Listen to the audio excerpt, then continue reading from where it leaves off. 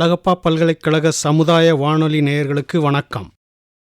மைய மின்வேதியியல் ஆய்வக இயக்குனர் முனைவர் நா. கலைச்செல்வி அவர்களின் சார்பாகவும், முனைவர் ச. அங்கப்பன் மாணவர் விஞ்ஞானி தொடர்பு திட்டத்தின் ஒருங்கிணைப்பாளராகிய எனது சார்பிலும் நேயர்களுக்கு வணக்கத்தையும் வாழ்த்துக்களையும் தெரிவித்துக் கொள்கிறோம். சென்ற மாதம் தேசிய அறிவியல் தினமான 28/2/2022 அன்று முனைவர் கே. கிரிபாபு விஞ்ஞானி அவர்கள் சென்ற ஆண்டு இளம் விஞ்ஞானி விருது பெற காரணமான ஆராய்ச்சி குறித்து உங்களுடன் கலந்துரையாடினார்கள். அவரைத் தொடர்ந்து இன்று முனைவர் என். லட்சுமி நரசிம்ஹன் அவர்கள் இளம் விஞ்ஞானி விருது பெற காரணமான ஆராய்ச்சி குறித்து உங்களுடன் உரையாற்ற உள்ளார்கள். நேயர்கள் கேட்டு பயனுற வேண்டிக் கொள்கிறோம். அனைவருக்கும் வணக்கம். இந்த வானொலி நிகழ்ச்சி மூலம் நேயர்கள் அனைவரிடமும் உரையாற்றும் வாய்ப்பினை வழங்கிய அழகப்பா பல்கலைக்கழகத்திற்கும் மத்திய மின்வேதியியல் நிறுவனத்திற்கும் மற்றும் எனது சக விஞ்ஞானி முனைவர் அங்கப்பன் அவர்களுக்கும் எனது நன்றியினை நவில்கிறேன். இந்த நேரத்தில் நான் இந்த நிலைக்கு வருவதற்காக உழைத்த எனது பெற்றோருக்கும் எனக்கு கல்வி அறிவினை ஊட்டிய அனைத்து ஆசிரியர்களுக்கும் எனது பணிவான நன்றியினை சமர்ப்பிக்கிறேன். CSIR இளம் விஞ்ஞானி விருது, அதிலும் குறிப்பாக இந்த விருது முதன்முறையாக மத்திய மின்வேதியியல் நிறுவனத்தின் விஞ்ஞானியாகிய எனக்கு கிடைத்த பெரும் அங்கீகாரமாக கருதுகிறேன். இந்த நிறுவனத்திற்கு கிடைத்த பெருமைக்கு நானும் ஒரு காரணமாக இருந்திருக்கிறேன் என்பது எனக்கு கிடைத்த ஒரு அரிய வாய்ப்பு. இதற்காக என்னை ஊக்குவித்த முன்னாள் மற்றும் இந்நாள் இயக்குநர்களுக்கும், துறை தலைவர்கள், சக விஞ்ஞானிகள் மற்றும் என்னுடன் பணிபுரிந்த மாணவர்கள் அனைவருக்கும் எனது பணிவார்ந்த நன்றியினை தெரிவித்துக் கொள்கிறேன். இந்த விருதானது எனக்கு கொடுக்கப்பட்டதற்கான காரணம் என்னவென்றால், for excellent contributions in understanding structure, property, relations of inorganic oxides and their use in energy systems.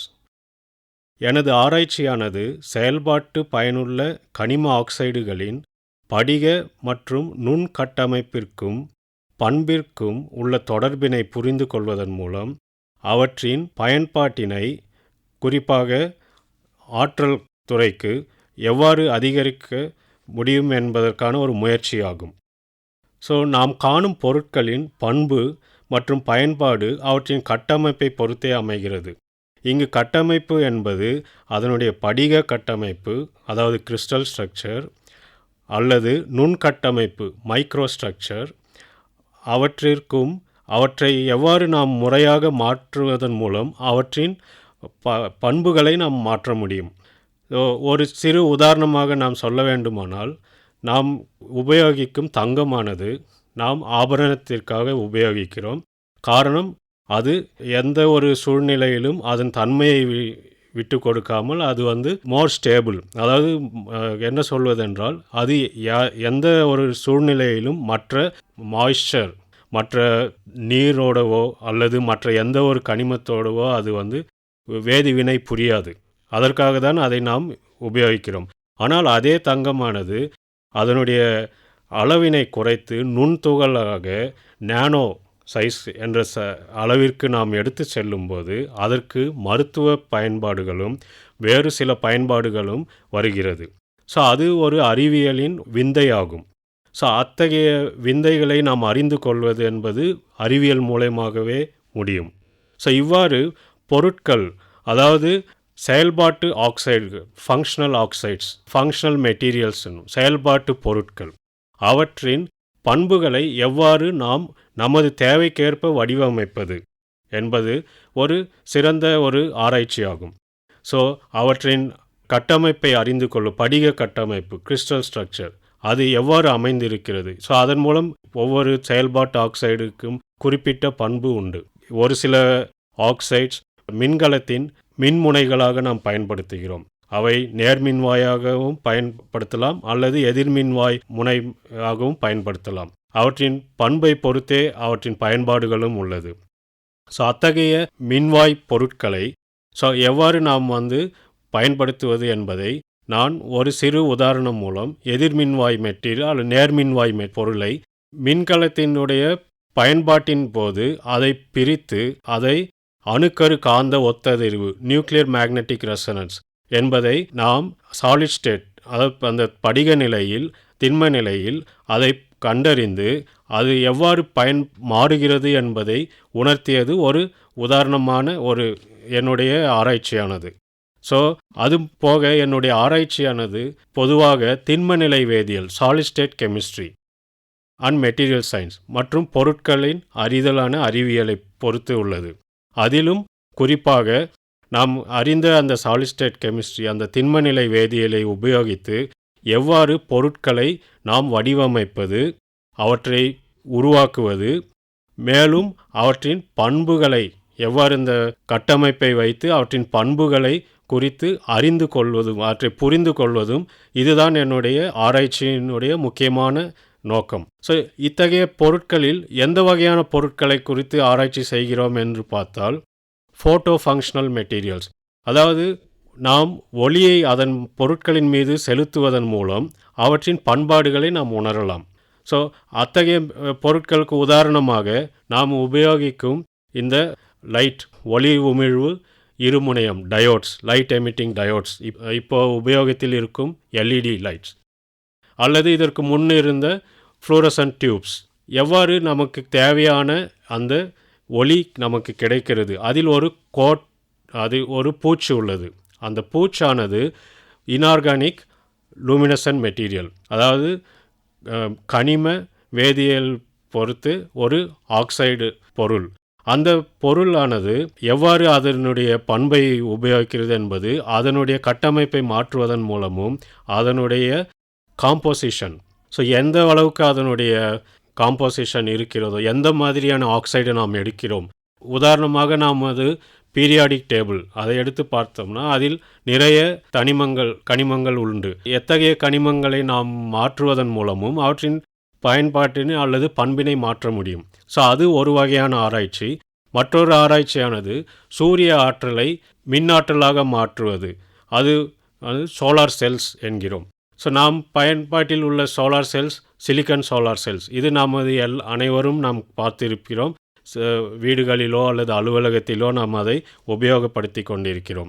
அத்தகைய சூரிய ஒளியை மின்னாற்றலாக மாற்றுவதில் மற்றொரு வகையான ஒரு செல் உண்டு. அது என்னவென்றால், நாம் சிலிக்கானுக்கு பதில் நம்முடைய டை மாலிக்யூல் என்கிறோம். நாம் எவ்வாறு நம்முடைய ஆடைகளுக்கு நிறத்தை உருவாக்குவதற்காக ஒரு சில கரிமங்களை நாம் உபயோகிக்கிறோமோ அவை நமது சூரிய ஒளியில் உள்ள ஒரு குறிப்பிட்ட அலைகளை மட்டும் உள்வாங்கிக் கொண்டு நமக்கு தேவையான அதனுடைய நிறத்தினை வழங்குகிறது. ஸோ அத்தகைய பொருட்களை நாம் இந்த சூரிய செல்களில், சோலார் செல், அதில் நாம் உபயோகிக்கலாம்.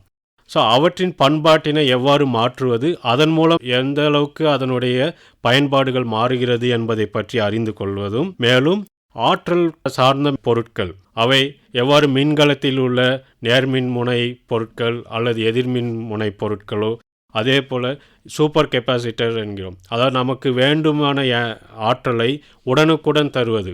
மின்கலமானது அதனுடைய ஆற்றலானது ஒரு சாதாரண நிலையில் அது கான்ஸ்டண்ட்டாக அது வரும். ஆனால் சூப்பர் கெப்பாசிட்டர் நமக்கு தேவையான அளவுக்கு உடனே ஆற்றலை வழங்கவும் உடனே அதை நாம் மீண்டும் சார்ஜ் பண்ணவும் முடியும். ஸோ அத்தகைய பொருட்களின் பண்பாட்டினை உணர்வது, அதிலும் குறிப்பாக எப்படி இந்த கட்டமைப்பை மாற்றுவதன் மூலம் அதனுடைய பண்பினை மாற்றுவது, அந்த பயன்பாட்டினை அதிகரிக்க செய்வது. ஸோ இதுதான் என்னுடைய ஆராய்ச்சியின் சாராம்சமாகும். ஸோ இத்தகைய ஒரு வகையான ஆராய்ச்சி இந்த மின்கல முனையின் பொருட்களின் அதனில் நடக்கும் வேதி வினைகளின் மூலம் எவ்வாறு அதனுடைய ப்ராப்பர்ட்டி, அதனுடைய பயன்பாடு வருகிறது என்பதை ஒரு spectroscopy technique, nuclear magnetic resonance, அணுக்கரு சார்ந்த ஒத்ததிர்வு, அந்த நிறப்பிரிகை முறையின் மூலம் அதை புரிந்து கொள்வது ஒரு வகை. மற்றொரு வகையான ஆராய்ச்சியானது எவ்வாறு நாம் உபயோகிக்கும் இந்த லைட் எமிட்டிங் டயோட், அதாவது மின் உமிழ் இருமுனையம், அதில் உள்ள ஒரு இன்ஆர்கானிக் ஆக்சைட்ஸ் ஆர் லூமினசன்ட் மெட்டீரியல்ஸ், அந்த ஒளி உமிழும் ஆக்சைடு, அதை எவ்வாறு நமக்கு தேவையான வெள்ளொளியாக மாற்றுவது. ஸோ எவ்வாறு அந்த வெள்ளொளியாக வருகிறது, அதில் நீலம் மற்றும் மஞ்சள் கலந்து வரும்போது நமக்கு தேவையான வெண்மை நிற ஒளி கிடைக்கிறது. ஸோ அத்தகைய பொருட்களை எவ்வாறு நாம் வடிவமைப்பது? ஸோ ஏன் அத்தகைய பொருட்களின் மீது நாம் ஆராய்ச்சி செய்ய வேண்டும் என்றால், நமக்கு இருக்கும் பொருட்களின் பயன்பாடு, அதனுடைய ஆற்றல் அல்லது அதனுடைய எஃபிஷியன்சி என்கிறோம், அல்லது அந்த நிறத்தினுடைய நிறமானது நமக்கு தேவையான அளவு இல்லாத போது நாம் மற்றொரு பொருட்களை வடிவமைத்தோ அல்லது மாற்றி அமைத்தோ அதற்கு நமக்கு தேவையான அளவிற்கு நாம் மாற்ற முடியும். நமக்கு பயன்பாட்டினை பொறுத்து நம்மளுடைய பொருட்களின் தன்மையை நம்மால் மாற்ற இயலும். ஸோ அதற்காக ஒரு ஆராய்ச்சியின் மூலம் நாங்கள் ஒரு நீல நிறம் உமிழும் பொருளையும் மஞ்சள் நிறம் உமிழும் மற்றொரு ஆக்சைடையும் எடுத்து அவற்றின் ஒரே ஆக்சைடாக மாற்றுவதன் மூலம் எவ்வாறு நாம் வெண்மை நிறத்தை பெற முடியும். ஸோ அதற்கான ஒரு ஆராய்ச்சியின் மூலம் நாங்கள் காட்டியிருக்கின்றோம். ஸோ அது ஒரு ஆராய்ச்சி. மற்றொரு ஆராய்ச்சியானது நமக்கு கிடைக்கும் இந்த இரும்பின் தன்மை ஆக்சைடு, அயன் ஆக்சைடு என்று சொல்கிறோம். அத்தகைய அயன் ஆக்சைடு அது நமக்கு நிறைய கிடைக்கிறது, அளவில் அதிகமாக இருக்கிறது. ஸோ அதில் ஒரு வகையான ஆக்சைடானது நிக்கல் மற்றும் இரும்பு கலந்த ஆக்சைடு.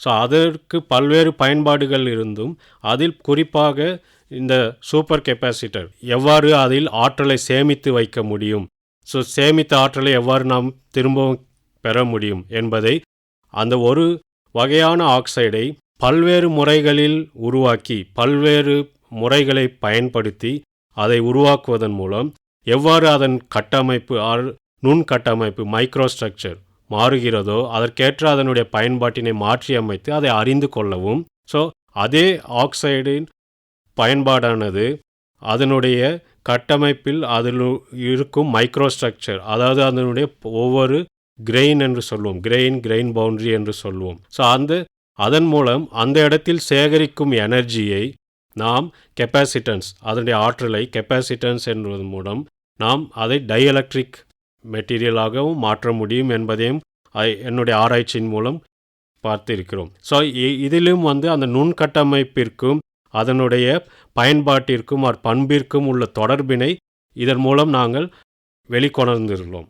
ஸோ இது ஒரு வகையான ஆராய்ச்சி. மற்றொரு ஆராய்ச்சியானது இந்த சூரிய ஒளியை மின் ஆற்றலாக மட்டும் மாற்ற வேண்டிய நாம் அதனை வேதி ஆற்றலாகவும் மாற்ற முடியும். ஸோ சூரிய ஆற்றலிலிருந்து நாம் உபயோகிக்கும் தண்ணீரிலிருந்து ஹைட்ரஜனை பிரிக்கலாம். ஹைட்ரஜன் எனர்ஜி என்பது நமக்கு இனி வருங்காலத்திற்கு ஒரு முக்கியமான ஒரு ஹைட்ரஜன் எனர்ஜி ஆகும். ஸோ இதை ஃபோட்டோ கெட்டாலிசிஸ் என்னும் ப்ராசஸ், சூரிய ஒளியின் மூலம் ஒரு வேதி வினை. ஸோ இதற்காக நமக்கு தேவையானது ஒரு குறை கடத்தி, செமிகண்டக்டர். ஸோ அதன் மீது நாம் ஒளியை செலுத்தும் போது அதற்கு தேவையான ஆற்றல் விட அதிகமான ஆற்றலை கொடுக்கும்போது அதில் நாம் உள்ள எலக்ட்ரானை பிரித்து எடுக்க முடியும். அந்த எலக்ட்ரானானது நாம் தண்ணீரில் உள்ள புரோட்டான் H+ என்பதை மீண்டும் ஹைட்ரஜன் என்ற வாயுவாக மாற்ற முடியும். ஸோ இத்தகைய ஆராய்ச்சியில் அதில் உள்ள அந்த வேதிவினை நிகழக்கூடிய நோபல் மெட்டல் சொல்வோம், ஸோ பிளாட்டினம். ஸோ அதனுடைய நுண்கட்டமைப்பு எவ்வாறு இந்த வேதி வினையை மாற்றுகிறது என்பதை வெவ்வேறு வகையான நுண்கட்டமைப்பு உடைய பிளாட்டினத்தை கண்டறிந்து அதன் மூலம் அதனுடைய பயன்பாட்டினை வெளிக்கொணர்ந்துள்ளோம். ஸோ இத்தகைய ஆராய்ச்சிகளின் பயன் என்னவென்றால், நாம் உபயோகிக்கும் பொருட்கள் அனைத்தையும் நமது தேவைக்கேற்ப மாற்றிக்கொள்ள முடியும். ஸோ இந்த ஒரு வகையான பொருளை மற்றொரு உபயோகத்திற்கும் நம்மால் எடுத்து செல்ல இயலும். ஸோ அதை ஆராய்ச்சி செய்வதன் மூலம் மட்டுமே நாம் கண்டறிய முடியும். ஸோ அதை நாம் ஒரு எக்ஸ்பெரிமெண்ட்ஸ் அதை பண்ண முடியாமல் நமக்கு அதை சொல்ல முடியாது. ஸோ அதை பண்ணும்போது நமக்கு பல்வேறு புதிய பரிமாணங்களும் கிடைக்கிறது, புதிய புதிய பயன்பாடுகளையும் நாம் உணர முடியும். அதற்காகத்தான் இந்த ஆராய்ச்சியானது நமது எவ்வாறு அதை படிக மற்றும் நுண்கட்டமைப்பை அறிந்து கொள்வது எந்த அளவிற்கு முக்கியம் என்பதை உணர்த்துவதே எனது ஆராய்ச்சியின் நோக்கமாகும். ஸோ இந்த நிகழ்ச்சியின் மூலம் நான் ஓரளவுக்கு உங்களுக்கு புரிகிற விதத்தில் சொல்லியிருப்பேன் என்று நம்புகிறேன். ஸோ இந்த வாய்ப்பினை வழங்கியதற்காக அனைவருக்கும் நன்றி. நேயர்கள் தொடர்ந்து இணைந்திருப்பது அழகப்பா பல்கலை சமுதாய வானொலி. இது காரைக்குடியின் முதல் வானொலி. இன்று நம்மோடு மத்திய மின்வேதியியல் ஆய்வகத்திலிருந்து முனைவர் என் நரசிம்ஹன் முதன்மை விஞ்ஞானி அவர்கள் இளம் விஞ்ஞானி விருது பெற காரணமாக இருந்த ஆராய்ச்சி குறித்து நம்முடன் பகிர்ந்து கொண்டார். இந்த நிகழ்ச்சியானது நேயர்களாகிய உங்களுக்கு மிகவும் பயனுள்ளதாக அமைந்திருக்கும். இந்த நிகழ்ச்சி பற்றிய கருத்துக்கள் நம்ம அழகப்பா பல்கலை சமுதாய வானொலியின் மின்னஞ்சல் முகவரிக்கு அனுப்பலாம். கருத்துக்கள் அனுப்ப வேண்டிய மின்னஞ்சல் முகவரி comradio@alagappauniversity.ac.in. நன்றி நேயர்களே.